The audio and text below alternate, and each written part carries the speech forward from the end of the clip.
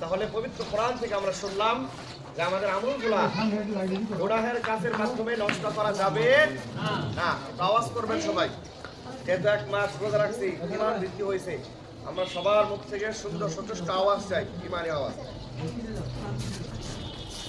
আল্লাহ রাব্বুল আলামিন পবিত্র কোরআনুল কারীমের আরেক আয়াতের মধ্যে বলেন, 47 নম্বর সূরা মুহাম্মদ আয়াত 33, আল্লাহ রাব্বুল আলামিন বলেন, ইয়া আইয়ুহাল্লাযীনা আমানু আতিউল্লাহ ওয়া আতিউর রাসূলা ওয়া লা তুবতিলু আ'মালাকুম। আল্লাহ রাব্বুল আলামিন বলেন, হে ঈমানদারগণ, তোমরা আল্লাহর অনুগত্য করো এবং আল্লাহর রাসূলের অনুগত্য করো।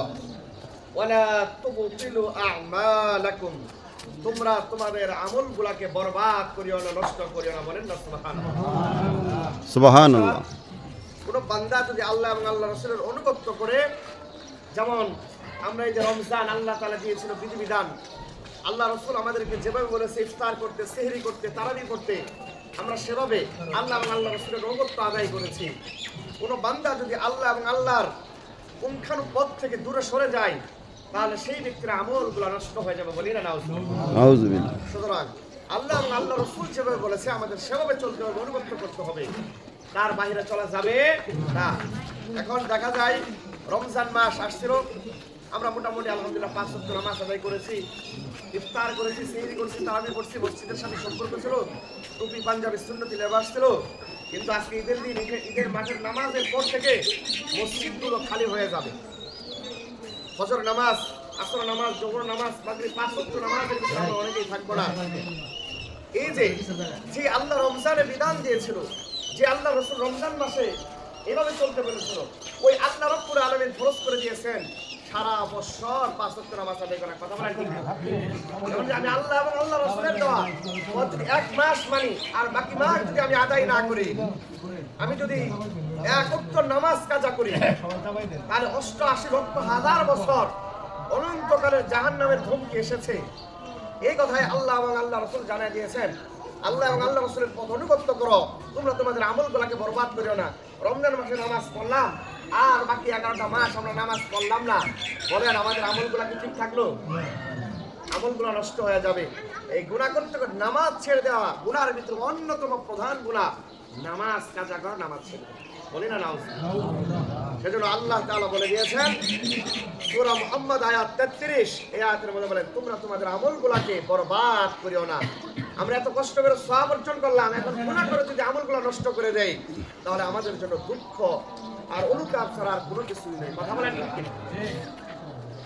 2 নাম্বার, হেদায়েত পাওয়ার পর পথভ্রষ্ট হওয়া যাবে না। এই যে রমজান পেয়েছিলাম, আমরা ইবাদত করলাম, সওয়াব অর্জন করলাম, এটা আল্লাহ তাআলা আমাকে হেদায়েত দিয়েছে।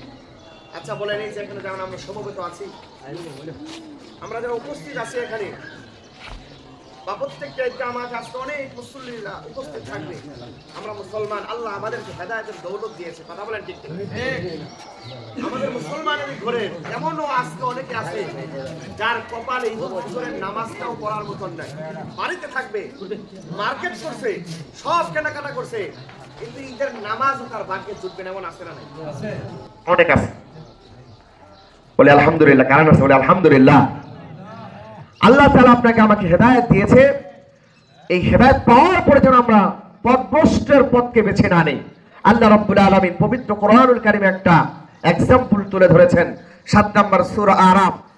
উপস্থিত সমবেত প্রিয় মুসল্লি ভাই ও বন্ধুগণ, হেদায়েত পাওয়ার পরেও পথভ্রষ্ট গোমরা মানুষ কেমনে হয়ে যায়? আল্লাহ বলেন, ওয়াতলু আলাইহিম নাবাল্লাযী, ওই ব্যক্তি যাকে আমি আমার নিদর্শন দান করেছিলাম, তার দৃষ্টান্ত তেলাওয়াত করে পাঠ করে সবাইকে জানায় দেন, শোনা দেন। যাকে আমি আমার নিদর্শন দিয়েছিলাম, আমার নিদর্শন দেওয়ার পরে ফাতবাহু শাইতান, সে শয়তান যেভাবে চলতে বলেছে সেরকম ভাবে চলেছে, অর্থাৎ নফসের গোলামি করেছে, শয়তানের অনুগত্য করেছে। ফাকানা মিনাল গাবিন, শয়তানের পদঙ্গ অনুসরণ করার কারণে সে পথভ্রষ্ট হয়ে গিয়েছে। বলেন নাউজুবিল্লাহ। আল্লাহ রাব্বুল আলামিন আমাকে আপনাকে বিধান দিয়েছে, রমজানের রোজা আদায় করলাম, সেহরি খাইলাম, ইফতার করলাম, তারাবির নামাজ আদায় করলাম, ঈদগাহ মাঠে এসে ঈদুল ফিতরের নামাজ আদায় করলাম। আপনার আমার জন্য মহান প্রভুর পক্ষ থেকে এত সুন্দর সুসংবাদ দিয়েছে, কিন্তু আজকের পর থেকে মন চাইবে না মসজিদে যাইবে না, মন চাইবে না ভালো কাজের দিকে।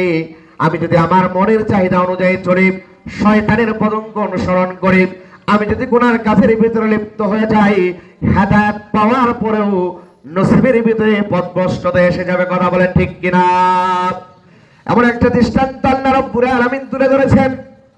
বনী ইসরাইলের মধ্যে এমন একজন ব্যক্তি ছিল, যে ব্যক্তিটা আল্লাহর কাছে হাত তুলে দোয়া করার সাথে সাথে আসমানের মালিক, জমিনের মালিক আল্লাহ রাব্বুল আলামিন তার দোয়া কবুল করতেন। বলেন সুবহানাল্লাহ। এতটা নৈকট্য আল্লাহ রাব্বুল আলামিন অর্জন করেছিল, এতটা আল্লাহ তাআলার ভক্ত ছিল, এতটা খোদাবিধি তার ভিতরে ছিল, আল্লাহ তাআলার এত মাহবুব বান্দা ছিল। আল্লাহর কাছে যখনই হাত উঠাইতো, আল্লাহ তাআলার কাছে যখন যা দোয়া করত, আল্লাহ রাব্বুল আলামিন সাথে সাথে তার দোয়া কবুল করতেন। ব্যক্তিটার নাম হলো বনী ইসরাইলের বালআম ইবনে বাউরা। বালআম ইবনে বাউরা যখন এই আল্লাহর কাছে দোয়া করত, কবুল হয়ে যাইত। ঘটনাক্রমে বনী ইসরাইল হযরত মুসা নবীর সাথে যখন যুদ্ধের ঘোষণা হইল, বনী ইসরাইলের মানুষগুলো সবাই জানে আল্লাহর নবীর সাথে যুদ্ধ করে জিতা যাবে না। সকলেই মিলে বনী ইসরাইলের বালআম ইবনে বাউরার কাছে চলে গেল। যাওয়ার পরে সবাই বলে, ও বালআম ইবনে বাউরা, তুমি যা চাও আল্লাহ রাব্বুল আলামিন তাই দিয়ে দেই। আমরা মুসা নবীর সাথে যুদ্ধ করে জয় হতে পারবো না, সুতরাং তুমি আল্লাহ রাব্বুল আলামিনের কাছে দোয়া করো যেন মুসা নবী যুদ্ধে হেরে যায়, আমরা যেন জয় হয়ে যাই। বালআম ইবনে বাউরা বলে, না না না না, আমি আল্লাহ এবং আল্লাহর নবীর বিরুদ্ধে যাইতে পারবো না। আমি আমার এই জবান দিয়ে আল্লাহর নবীর বিরুদ্ধে হাত তুলে দোয়া করতে পারবো না। মানুষগুলো ব্যতীত হয়ে চলে গেল। এলাকার ভিতরে কিছু মানুষ থাকে, লিডারকে যদি কাজ না করানো যায়, লিডারের কাছের যে মানুষগুলা থাকে সঙ্গপাঙ্গ, তাদেরকে ফুসলায় লিডারকে কাজের জন্য প্রস্তুতি করে। ঠিক ওই রকম সবাই বনী ইসরাইলে চলে গেল। যাওয়ার পরে পরামর্শ করলো, হারে বালআম ইবনে বাউরা তো আমাদের কথা শুনতেছে না, কি করা যাক? বলে, বালআম ইবনে বাউরার স্ত্রী আছে, চলো বালআম ইবনে বাউরার স্ত্রীর কাছে যাওয়ার পরে আমরা তাকে কিছু বড় হাদিয়া তুহবা অথবা এমন কিছু দিয়ে প্রলোভন যদি দেখাই, তাহলে মহিলা মানুষ তার মনটা নরম হয়ে যাবে। ঠিক তাই হলো। বালআম ইবনে বাউরার স্ত্রীর কাছে আসলো। আসার পরে এলাকার মানুষগুলা বলে, তোমার স্বামী যদি আমাদের জন্য মুসা নবীর বিরুদ্ধে হাত তুলে দোয়া করে, তাহলে আমরা তোমাকে এই দিব স্বর্ণ, উপঢৌকন, রূপা, মণিমুক্তা, যা চাও দুনিয়ার মাল ও দৌলত দিয়ে তোমাদের ভরপুর করে দিব। বালআম ইবনে বাউরার স্ত্রী রাজি হলো। স্বামী যখন বাসায় আসলেন, ইবাদত বন্দেগী করে আল্লাহর নৈকট্য অর্জন করে যখন বাসায় এসেছে, বালআম ইবনে বাউরার স্ত্রী কাছে বসে অত্যন্ত সুন্দর করে স্বামীকে বলে, একটু তো দোয়াই করবে, শুধু হাত তুলে আল্লাহর কাছে বনী ইসরাইলের পক্ষে, মুসা নবীর বিপক্ষে একটু দোয়া করবে। এর বিনিময়ে আমরা অনন্তকালের জন্য দুনিয়াতে অনেক কিছু পাইব, মণিমুক্তা, স্বর্ণ, রূপা, হীরা, আমাদেরকে অনেক কিছু দিবে। একটু দোয়া করলে তোমার কোনো ক্ষতি হবে না। বলেন না নাউজুবিল্লাহ। লোভে, একটু জোরে বলি, লোভে পাপ, লোভে পাপ। স্ত্রীর কথাই ধোঁকায় পড়ে গেলেন। হ্যাঁ বললো, আচ্ছা একটু তো দোয়াই করবো, আর এত স্বর্ণ মণিমুক্তা পাবো, একটু করলে কি হবে? যাই হোক, একদম সংক্ষেপে আমি আপনাদেরকে বুঝাইতেছি যে আমল হেদায়েত পাওয়ার পরেও কিভাবে পথভ্রষ্ট হয়ে যা। বালআম ইবনে বাউরা এত আল্লাহ নৈকট্য বান্দা ছিল, একটু ভুলের কারণে সে পথভ্রষ্ট হয়ে গেছে। বলেন না নাউজুবিল্লাহ। একটা মাস আমরা রোজা রাখলাম, ইফতার করলাম, সেহরি খাইলাম, তারাবি পড়লাম, আল্লাহ তাআলা আমাকে আপনাকে ঈদুল ফিতরের নামাজ অংশগ্রহণ করার তৌফিক দিয়েছে, গুনাহমুক্ত একটা জীবনের সুযোগ দিয়েছে। এমন কোন গুনাহ যেন আমার আপনার মাধ্যমে না হয় যে গুনাহের কারণে আল্লাহ আমার কপালের ভিতরে পথভ্রষ্টতা রেখে দেয়। বলেন না নাউজুবিল্লাহ। যেমন বালআম ইবনে বাউরা হাত তুললেন, দোয়া করলেন। আল্লাহ এবং আল্লাহ রাসূলের বিরুদ্ধে দোয়া করলে কি আল্লাহ কবুল করবে? ইতিহাসের পাতায় শুধু ইতিহাস না, আল্লাহ রাব্বুল আলামিন দুনিয়া যতদিন টিকায় রাখবেন, আসমান যতদিন টিকে থাকবে, হাওয়া যতদিন প্রবাহমান থাকবে, পুরা পৃথিবীর মানুষের সামনে আল্লাহ রাব্বুল আলামিন তুলে ধরেছেন ওয়াতলু আলাইহিম নাবাল্লাযী আতাইনাহু আয়াতিনা। ওই বালাম ইবনে বাউরাকে আমি নিদর্শন দিয়েছিলাম, আল্লাহর কাছে যা কইতো তাই আল্লাহ শুনতো, কবুল করত। কিন্তু বালাম ইবনে বাউরা এমন একটা গুনাহ আল্লাহ এবং আল্লাহর রাসূলের বিরুদ্ধে, সে দুনিয়ার প্রলোভনে পড়ে, লোভের ভিতরে পড়ে যখন আল্লাহ এবং আল্লাহ রাসূলের বিরোধিতা করেছে, ফাকানা মিনাল গাবিন, শয়তানের পদঙ্ক অনুসরণ করার কারণে সে পথভ্রষ্ট হয়ে গিয়েছে। বলেন নাউজুবিল্লাহ। দোয়া করলেন, দোয়া তো কবুল হয় নাই। বালাম ইবনে বাউরা দুনিয়াতে শাস্তি আল্লাহ তাআলা দিয়ে দিয়েছেন। মুসা নবীর বিরুদ্ধে দোয়া করার সাথে সাথে আল্লাহ তার জিহ্বাটাকে বের করে পিছনে এমন বড় কুকুরের জিহ্বার চাইতেও যা জিন্দেগির জন্য আর কোনো কিছু নেই, জবান দিয়ে বলতে না পারে। বলেন না নাউজুবিল্লাহ। তার আমলগুলো বরবাদ হয়ে গেছে সামান্য মাত্র দুনিয়ার লোভ করার কারণে। কথা বলেন ঠিক কিনা? সুতরাং এমন কোন গুনাহ আমার আপনার মাধ্যমে যেন না হয় যেই গুনাহের কারণে আল্লাহ রাব্বুল আলামিন আপনাকে আমাকে আবার সেই পথ ভ্রষ্টতার থেকে নিয়ে যায়। আল্লাহ সকল গুনাহ থেকে আমাকে আপনাকে বাঁচার তৌফিক দান করেন, আমিন। আমার বলার উদ্দেশ্য ছিল, দীর্ঘ একটা মাস আমরা সওয়াব অর্জন করলাম। এই সওয়াব অর্জন করার পরে এই সওয়াবগুলো কোনো গুনাহের কারণে যেন আমার নষ্ট না হয়ে যায়, এটাই আমার বলার উদ্দেশ্য ছিল। আল্লাহ আমাকে আপনাকে সবাইকে তৌফিক দান করেন, আমিন। এবার আজকের দিন সম্পর্কে কোরআন এবং হাদিসের ভিতরে কতটুকু গুরুত্ব দেওয়া হয়েছে, যে আয়াতটা তেলাওয়াত করেছে আল্লাহ রাব্বুল আলামিন বলেন পবিত্র কোরআনুল কারীমের মধ্যে, মহান আল্লাহ রাব্বুল আলামিন বলেন 13 নম্বর সূরা, সূরা রাদ, আয়াত 26, আল্লাহ তাআলা বলেন ওয়াফারিহু বিল হায়াতিদ দুনিয়া ওয়া মাল হায়াতুদ দুনিয়া ফিল আখিরাতি ইল্লা মাতা। আজকে আমরা যারা দুনিয়াকে প্রাধান্য দেই, আমরা যারা মনে করি দুনিয়ায় আমার সব কিছু, আল্লাহ বলেন ওয়াফারিহু ফিল হায়াতিদ দুনিয়া, দুনিয়ার এই আনন্দ, দুনিয়ার এই চাকচিক্য সামান্য, ওয়াল হায়াতুদ দুনিয়া ফিল আখিরাতি, আখিরাতের তুলনায় এই দুনিয়াটা ইল্লা মাতা, একদম সামান্য পরিমাণ। আখিরাতের তুলনায় দুনিয়াটা একদম সামান্য পরিমাণ। বলেন না সুবহানাল্লাহ। সাগরের ভিতরে, আটলান্টিক মহাসাগরের ভিতরে আমার কনিষ্ঠ আঙ্গুলটা যদি বিছাই, চোবানোর পরে যদি ওঠাই, এক ফোঁটা পানি, এক ফোঁটা পানির চাইতেও সামান্য পরিমাণ হলো আখিরাতের তুলনায় দুনিয়াটা। কথা বলেন ঠিক কিনা? সুতরাং আমরা দুনিয়াকে নিয়ে ব্যস্ত, মৃত্যুর উপর অনন্তকালে আমার কি হবে এটাকে নিয়ে আজকে আমি ব্যস্ত। সেজন্য আল্লাহ রাব্বুল আলামিন রমজান মাস দিয়েছেন আমাকে আপনাকে গুণমুক্ত হওয়ার জন্য। এমন সুন্দর একটা মাস আমরা পেয়েছি। এই মাস আমরা যারা কাজে লাগাইছি তাদের সম্পর্কে আল্লাহ এবং আল্লাহ রাসূল বলেন, দেখেন মুসনাদে আহমদ এবং আবু দাউদ শরীফের ভিতরে এই যে আজকের যে দিন, এই দিন সম্পর্কে ঈদটা আমাদের সামনে কিভাবে আসলো, 1134 নম্বর হাদিস হযরত আনাস ইবনে মালিক রাদিয়াল্লাহু তাআলা থেকে বর্ণিত, যে দীর্ঘ একটা মাস সিয়াম সাধনা পালন করার পরে দুনিয়ার বিষয়গুলোকে প্রত্যাখ্যান করে আমরা আখিরাতমুখী হওয়ার জন্য সিয়াম পালন করেছি, রোজা পালন করেছি, সেহরি খেয়েছি, ইফতার করেছি, তারাবির নামাজ পড়েছি। কথা বলেন ঠিক কিনা? কারণ আস-সাওমু লি ওয়া আনা আজযা বিহি, আমি যে আয়াত তেলাওয়াত করেছি, আমরা যারা সিয়াম পালন করেছি শুধুমাত্র আল্লাহর সন্তুষ্টির জন্যই, দুনিয়ার কাউকে সন্তুষ্ট করার জন্য না। আল্লাহর নবী বলেন আস-সাওমু লি ওয়া আনা আজযা বিহি বা আজযা বিহি, রোজা যে রাখলো তার প্রতিদান আমি আল্লাহ দিব। বলেন না সুবহানাল্লাহ। আরেক হাদিসের ভিতরে রোজা যে রাখলো তার প্রতিদান আমি স্বয়ং আল্লাহ নিজেই। বলেন না সুবহানাল্লাহ। এই যে রোজার পরে ঈদুল ফিতর আজকের এই দিন এসেছে, এটা কিভাবে? আল্লাহর নবী সাল্লাল্লাহু আলাইহি ওয়াসাল্লাম قال قدم رسول الله صلى الله عليه وسلم في المدينة ولهم يومان يلعبون فيهما।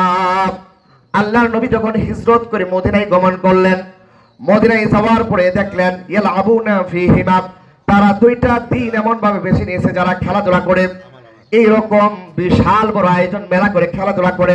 ফাকালা মা হাদানিল ইয়াউমান, আল্লাহর নবী দু জাহানের পয়গম্বর মদিনার মানুষগুলোকে ডাকলেন, ও মদিনার মানুষ, আসো আসো, তোমরা যে বিশাল মেলা করো, আনন্দ করো, ফুর্তি করো, এই দিনটা তোমরা কিসের জন্য? ক্বালু কুন্না নালআবু ফীহিমা ফিল জাহিলিয়া। মদিনার মানুষগুলো আল্লাহর নবীকে জবাব দেয়, ওগো আল্লাহর নবী, দু জাহানের পয়গম্বর, আমরা জাহেলি যুগ থেকে এই বছরের দুইটা দিনকে মেলা নির্ধারণ করেছি, খেলাধুলা করে, আনন্দ ফুর্তি করে।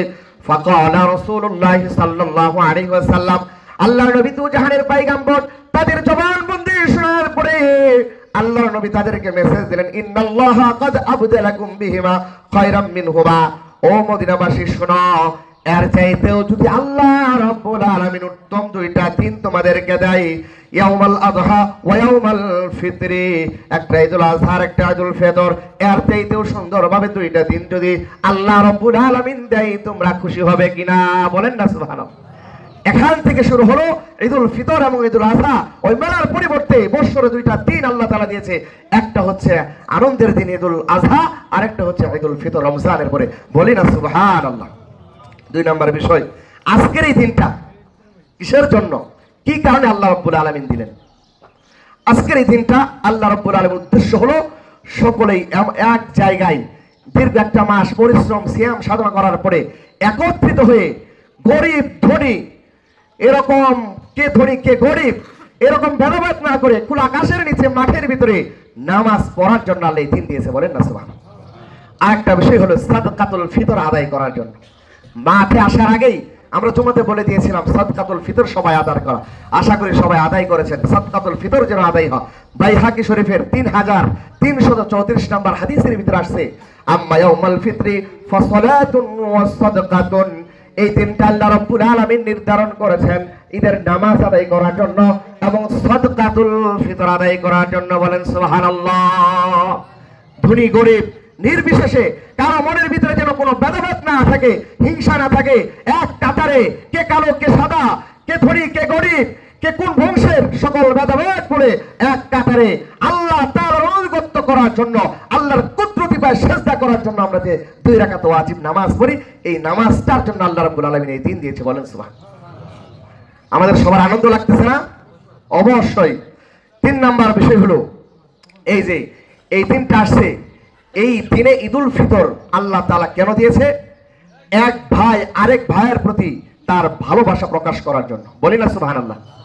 এক মুসলমান আরেক মুসলমানের প্রতি তার দয়া, তার মায়া, তার ভালোবাসা উজাড় করার জন্য আল্লাহ রাব্বুল আলামিন এই দিনটা দিয়েছে। সহিহ বুখারীর হাদিসের ভিতরে এসেছে 6011 নম্বর হাদিস, নুমান ইবনে বাশির রাদিয়াল্লাহু তাআলা থেকে বর্ণিত, তারাল মুমিনিনা ফি তারাহুহিম ওয়া তাআদ্দিহিম ওয়া তাআফুহিম কামাল জাসাদ। আল্লাহ নবী বলেন, এই যে পুরোটা পৃথিবীর ভিতরে যত মুসলমান আছে, আমরা তো কেউ মন্ডল বংশ, আমরা কেউ এরকম বিভিন্ন বংশ, আকন্দ বংশ, বিভিন্ন বংশের বিভিন্ন বর্ণের বিভিন্ন কালারের মানুষ আল্লাহ তাআলা দিয়েছেন। আল্লাহর নবী বলেন, কামাসারিল জাসাদ, পুরা মুসলিম বিশ্বটা একটা শরীরের মতো। বলেন সুবহানাল্লাহ। আমার মাথা থেকে নিয়ে পা পর্যন্ত পুরোটা শরীরকে নিয়ে আমার যেমন একটা অংশ, আমার একটা দেহ, আমার একটা শরীর। কে কালো কে সাদা, কে কোন বংশের, এটা দেখার বিষয় না। আল্লাহর নবী বলেন, আল মুসলিমু কাজাসাদিন ওয়াহিদ, পুরা মুসলিম বিশ্ব হচ্ছে একটা শরীরের মতন। আমার মাথার ভিতরে যদি আঘাত হয় আমি যেমন ব্যথা পাই, আমার হাতের ভিতরে যেমন আঘাত হয় আমি যেমন ব্যথা পাই, আমার পায়ের ভিতরে আঘাত হইলে আমি যেমন ব্যথা পাই, আমার শরীরের যে কোনো অংশের ভিতরে আঘাত হইলে আমি যেমন ব্যথা পাই, এই বিশ্বের ভিতরে আসমানের নিচে জমিনের উপরে পুরা বিশ্বের মানুষগুলো একটা দেহের মতন। যেখানেই কোনো আঘাত লাগবে সকল মুসলমানকে মনে করতে হবে সেই ব্যথা, সেই আঘাতটা আমার। বলেন না সুবহানাল্লাহ। এই আজকে ঈদুল ফিতর এই দিনটা এক মুসলমান আরেক মুসলমানের প্রতি সংহতি প্রকাশ করার জন্য, ভালোবাসা নিবেদন করার জন্য, যে ব্যথিত হওয়ার জন্য যে তার ব্যথাটা আমারও ব্যথা। আজকে ফিলিস্তিনে মুসলমান নির্যাতিত নিষ্পেষিত, ইন্ডিয়াতে মুসলমান নির্যাতিত নিষ্পেষিত, ওই জায়গায় যদি আমি হইতাম, ওই জায়গায় যদি আপনি হইতেন, আজকে ফিলিস্তিনের মুসলমান নির্যাতিত মানে বাংলাদেশের সকল মুসলিম নির্যাতিত। কথা বলেন ঠিক কিনা? কারণ আল মুসলিমু কাজাসাদিন ওয়াহিদ, পুরা মুসলিম বিশ্ব একটা শরীরের মতন। আল্লাহ রাব্বুল আলামিন এক মুসলমানের প্রতি আরেক মুসলমানের সংহতি প্রকাশ করার তৌফিক দান। বলেন আমিন। 4 নম্বর বিষয়, আজকের এই দিনটাকে আল্লাহ তাআলা দিয়েছেন গুনাহ পুরা মাস আমরা ইবাদত করেছি। এই যে ধর্ম বর্ণ বা কালো সব কিছু নির্বিশেষে এক জায়গায় একত্রিত হয়েছি, এই জায়গা থেকে যে আমরা বাড়িতে যাব, কি নিয়ে যাব, কেন আল্লাহ তাআলা এই দিন দিলেন? আল্লাহর রাসূল বলেন, এই দিনটা আল্লাহ তাআলা দিয়েছে, দীর্ঘ একটা মাস আমরা পরিশ্রম করলাম, আজকে এই মাঠ থেকে পরিশ্রমের ফলাফল নিয়ে আমরা বাড়ি যাব। বলেন সুবহানাল্লাহ। একটু জোরে বলেন না সুবহানাল্লাহ। আমরা এক একজন এক এক মানুষ আমরা একটু জিকির করি লা ইলাহা আওয়াজ দিয়ে লা ইলাহা লা ইলাহা লা ইলাহা ইল্লাল্লাহু মুহাম্মাদুর রাসূলুল্লাহ। আমার চতুর্থ আলোচ্য বিষয় হলো আজকের এই দিনটা আল্লাহ তাআলা কেন দিয়েছে। আল্লাহ রাসূল বলে দেন গুনাহ মুক্ত সুন্দর একটা জীবন নিয়ে আমরা যেন ঈদগার মাঠ ছাড়তে পারি, বলি না সুবহানাল্লাহ। এই ব্যাপারে আল্লাহর নবী বলেন ইন্না লিকুল্লি কওমিন ঈদান ওয়া হাযা ঈদুনা। প্রত্যেক ধর্মের মানুষের জন্য আনন্দের একটা দিন আছে। কেউ বড়দিন পালন করে, কেউ ছোট দিন পালন করে। হিন্দু ধর্ম তাদের নির্ধারিত একটা দিন আছে। প্রত্যেক ধর্মের জন্য আনন্দের একটা দিন আছে। আল্লাহর নবী বলেন ইন্না লিকুল্লি কওমিন ঈদান ওয়া হাযা ঈদুনা। প্রত্যেক ধর্মের যেমন কিছু নির্ধারিত আনন্দের দিন আছে, আমাদের আনন্দের দিন হলো ঈদুল ফিতরের দিন, বলেন সুবহানাল্লাহ। কেন আল্লাহর নবী হাদিসের ভিতরে বলেন আমরা ঈদুল ফিতরে যে আসলাম এখান থেকে কি নিয়ে যাব, রমজানের শুরু থেকে নিয়ে শাওয়ালের চাঁদ ওঠা পর্যন্ত দিনের বেলা খাইলাম না, পানাহার করলাম না, যৌন চাহিদা পূরণ করলাম না। যে আল্লাহকে ভয় করার কারণে শাওয়ালের চাঁদ ওঠার পরে সকাল যখন হয়ে যায়, প্রিয় মুসল্লি ভাই ও বন্ধুরা, হাদিসের ভিতরে এটা আমার আপনার বানানো কোনো কথা না, আল্লাহর নবীর সঙ্গে নিচে বলে দেন আজকে শাওয়ালের সকাল হওয়ার সাথে সাথে বিভিন্ন মহল্লা থেকে মুসল্লিগুলা যখন যায় নামাজ কাদের ভিতরে নিয়ে আল্লাহু আকবার তাকবীর বলতে বলতে যখন ঈদগাহের দিকে যায়, আল্লাহ রাব্বুল আলামিন আকাশের ফেরেশতাদেরকে ডেকে ডেকে বলে এই ফেরেশতারা দেখো না এই বান্দাগুলাকে সৃষ্টি করার জন্য নিষেধ করেছিলে, বলেছিলে তারা ফিতনা করবে, রক্তপাত করবে। ও আমার ফেরেশতারা দেখো আমার বান্দাগুলো আমি আল্লাহকে ভয় করে দীর্ঘ একটা মাস সিয়াম সাধনা পালন করার পরে এক জায়গাতে ঈদুল ফিতরের নামাজ আদায় করার জন্য তারা রওনা হয়েছে।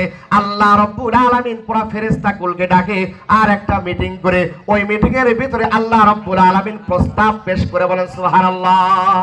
কি প্রস্তাব পেশ করে হাদিসের ভিতরে ফাইযা কানা ইয়াউমু ঈদিহিম ইয়ানি ফিতরিহিম বাহাবিহুল মালাইকা। আল্লাহর নবী বলেন ফাইযা কানা যখন ঈদের দিন অর্থাৎ ইয়ানি ফিতরিহিম ঈদুল ফিতরের দিন যখন আসে, আল্লাহ রাব্বুল আলামিন ফেরেশতাদেরকে ডাকেন, তাদেরকে নিয়ে একটা মজলিসের ব্যবস্থা করেন।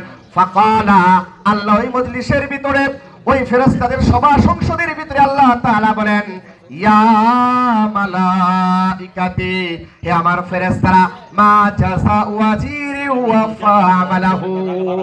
এই ফেরেশতারা তোমরা শোনো, আমার যে বান্দাগুলো সিয়াম সাধনা পালন করলো, আমার যে বান্দা বান্দিগুলো ইফতার করলো, সেহরি করলো, দীর্ঘক্ষণ দাঁড়ায় দাঁড়ায় তারাবির নামাজ পড়লো, মা জাযাউ আজরি ওয়া ফাআমালাহু, বলো তারা যে পরিশ্রম করছে এই পরিশ্রমের জন্য তাদের কি প্রতিদান দেওয়া দরকার। ক্বালু ফেরেশতারা বলেন রব্বানা জাযাউহু ওয়া ইউওয়াফা আজরুহু, ওগো দয়াময় মালিক আল্লাহ, যারা পরিশ্রম করে তাদের জন্য তো পারিশ্রমিক থাকে।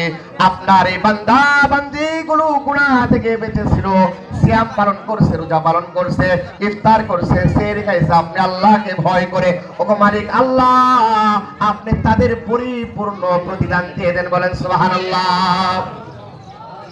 আল্লাহর নবী সাল্লাল্লাহু আলাইহি ওয়াসাল্লাম বলেন ক্বালা মালাইকাতি আবিদি ওয়া ইমাই কাদাউ ফারিদাতি। আল্লাহ রাব্বুল আলামিন ফেরেশতাদের সামনে বলে আমার বান্দাগুলো আমার বিধান ফরজ বিধান পালন করছে, সুম্মা খরাজু ইয়াউজুনা ইলা দুআ, আজকে তারা বাড়ি থেকে বের হয়েছে দোয়া নেওয়ার জন্য, ঈদগাহ মাঠের দিকে তারা বের হয়েছে। আল্লাহ তাআলা বলেন ওয়া ইজ্জাতি ওয়া জালালি ওয়া কারামি ওয়া উলুমি ওয়া ইরতিফা'i মাকানি লা জিবান্নাহুম ফায়াকুল ইরজু কাদ গফারতু লাকুম ওয়া বাদদালতু সাইয়্যাতিকুম হাসানাত। ও প্রিয় ভাইরা, আজকে ঈদগাহ যারা উপস্থিত হয়েছেন, সিয়াম সাধনা পালন করার পরে কত বড় প্রতিদান আল্লাহর নবী সাল্লাল্লাহু আলাইহি ওয়াসাল্লাম ঘোষণা করেছেন। আল্লাহ সঙ্গে বলতেছেন আই ফেরেশতারা শুনো, আমার ইজ্জতের কসম, ইজ্জত মানে আল্লাহ তার সম্মানের কসম খেয়ে বলে ওয়া ইজ্জাতি, আল্লাহ বলেন আমার ইজ্জতের কসম, ওয়া জালালি আমার উচ্চ মর্যাদার কসম, ওয়া উলি ইরতিফা'i, আল্লাহ তাআলা চারটা কসম করে বলেন এই ফেরেশতারা শোনো, আমার বান্দারা কোর্ট থেকে বের হয়েছে দোয়া করার জন্য। লাজিবান্নাহুম, আমি আজকে আমার বান্দাদের দোয়া কবুল করে নিব। আর একটু জোরে বলবেন না সুবহানাল্লাহ। আল্লাহ তার ইজ্জতের, সম্মানের, উচ্চ মাকানের, বরত্বের কসম করে বলে যে আমার বান্দারা দীর্ঘ একটা মাস পরিশ্রম করার পরে বাড়ির থেকে বের হয়েছে দোয়া করার জন্য। লাজিবান্নাহুম, আমি আল্লাহ বলতেছি তাদের সকলের দোয়া আমি আল্লাহ কবুল করে নিব। ফায়াকুলু ইরজিউ ক্বাদ গাফারতু লাকুম ওয়া বাদদালতু সাইয়্যাতিকুম হাসানাত। এরপরে আল্লাহর নবী হাদিসের ভিতরে জানা দিয়েছেন, আপনার আমার ব্যাপারে সুসংবাদ দিয়ে আল্লাহ তাআলা বলেন, তোমরা ফায়াকুলু ইরজিউ, তোমরা যাও, ক্বাদ গাফারতু লাকুম ওয়া বাদদালতু সাইয়্যাতিকুম। আই বান্দারা শোনো শোনো, আই বান্দারা শোনো শোনো, আল্লাহ ডেকে ডেকে বলেন, বান্দারা শুনো শুনো, ইতিপূর্বে তোমাদের যেই জায়গাগুলো গুনার ছিল আমি আল্লাহ তোয়া কবুল করে সাইয়্যাতিকুম হাসানাত, ওই গুনার জায়গাগুলো সওয়াব দিয়ে ভরে দিলাম। আরেকটু জোরে বলবেন না সুবহানাল্লাহ।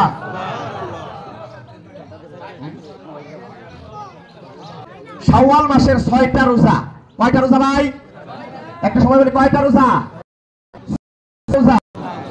আমরা সবাই এই শাওয়াল মাসের 6টা রোজা রাখার চেষ্টা করব। এখন যদি নামাজ 2 রাকাত হইল, হওয়ার পরে কিন্তু খুতবা আছে। জুমাতে আমরা যেমন খুতবা শুনি, খুতবা অবস্থায় কেউ আমরা বাইরে চলে যাই, চুপ করে শুনি, খুতবা শুনবো, একসাথে আমরা দোয়া করব। যে হাদিসটা শোনাইছি, আমাদের দেখা যায় কিছু ভাই, বিশেষ করে কিছু ইয়ং বা কিছু মানুষ এতই তাড়া থাকে, আমরা রাইট টাইমে এই নামাজ শুরু করতেছি। প্রত্যেকের প্রতি অনুরোধ রইল যে আমার তাড়ানোর মাধ্যমে এই মজমার আরেক ভাই যেন আমাকে দেখে মাঠের বাইরে না চলে যায়। সবার আগে যে যাবেন, যা গুনাহ হবে সেই ব্যক্তির হোক। নাউজুবিল্লাহ বলেন। তাহলে একজন আমরা দোয়া না করে ইনশাআল্লাহ যাওয়ার চেষ্টা করব না। আমি যে আপনাদের ইমাম সাহেব, আমার দোয়াই যে কবুল হবে এটা তো কথা না, আমার চাইতে আপনার দোয়া আল্লাহ তাআলা কবুল করতে পারে। কথা বলেন ঠিক কিনা? এখানে একটা শিশু বাচ্চা, তার দোয়া আল্লাহ কবুল করতে পারে। মেহেরবানি করে আমরা সবাই একসাথে দোয়া করে আল্লাহ তাআলার কাছ থেকে ক্ষমা নিয়ে, গুনাহমুক্ত একটা জীবন নিয়ে আমরা এখান থেকে বার হওয়ার চেষ্টা করব। আল্লাহ তৌফিক দান করুন। এখন আমি নামাজের নিয়ম বলে দিচ্ছি। ঈদুল ফিতরের 2 রাকাত ওয়াজিব নামাজ। কয় রাকাত ভাই? 6 তাকবীরের সহিত। কয় তাকবীরের সহিত? 6 তাকবীরের সহিত কিবলা দিক হইয়া এই ইমামের পিছনে আদায় করিতেছি আল্লাহু আকবার। একটু খেয়াল করেন, ঈদের নামাজ আর জানাজার নামাজ এই দুইটার ভিতরে একটু পার্থক্য আছে। প্রথম তাকবীর দেওয়ার পরে আল্লাহু আকবার বলে আমরা সবাই হাত বাঁধবো। কি বাঁধবো? হাত বাঁধার পরে ছানা পড়বো। কি পড়বো ভাই? ছানা পড়বো। এরপরে যে অতিরিক্ত তাকবীর আল্লাহু আকবার। জানাজার ঈদে পার্থক্য হলো, জানাজায় হাত উঠাইতে হয় না, ঈদের নামাজে হাত একটা গেল। আল্লাহু আকবার, 2 তাকবীর গেল। আল্লাহু আকবার, হাত বাঁধবে। ইমাম সাহেব তাউজ বিসমিল্লাহ, আউযু বিল্লাহর সাথে সূরা ফাতিহা পড়ে কিরাত পড়বে। আমরা সবাই ইমাম সাহেবের কিরাত শুনবো। প্রথম রাকাত যথারীতিভাবে নামাজের মতন রুকু সাজদার মাধ্যমে আমরা প্রথম রাকাত শেষ করব। এরপরে দ্বিতীয় রাকাত যখন শুরু হবে, সূরা ফাতিহার সাথে কিরাত মিলায়া রুকুতে যাওয়ার আগে 3টা তাকবীর হবে। আল্লাহু আকবার, হাত ছেড়ে দেব, বাঁধবো না। আল্লাহু আকবার, হাত ছেড়ে দেব। আল্লাহু আকবার, হাত ছেড়ে দিয়ে পরে তাকবীর আমরা রুকুতে যাব। যথারীতি নিয়মে আমরা নামাজ শেষ করব, অন্য নামাজের মতই। সবার কি ভাইজান বোঝা হয়েছে? ইনশাআল্লাহ।